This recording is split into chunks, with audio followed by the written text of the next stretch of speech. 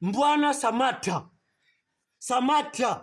Samata unazingua mwanangu, acha usenge Samata. Unatufelisha timu ya taifa. Yaani kitu kama kile pale, penalti imetokea ndani ya box, mchezaji kasukumwa, Samata unakaa pembeni, wewe ndo kapteni, umevunga kabisa. Wanaopambana na refari hawana usinga wa kapteni kisheria, kwenye sheria ya mpira, na unajua vizuri kabisa kwamba sheria ya mpira anayetakiwa kuongea na refari ni mwenye usinga wa kapteni, na mwenye usinga wa kapteni ni wewe. Halafu wewe umetulia kabisa, ina maana una uchungu wa taifa lako. Samata unazingua mwanangu, acha kwa kama kitumbua, unafeli. Bora hicho kitambaa tumbalishe Msuva. Huo ni upumbavu. Unakuwaje kiongozi usiyojua majukumu yako uwanjani?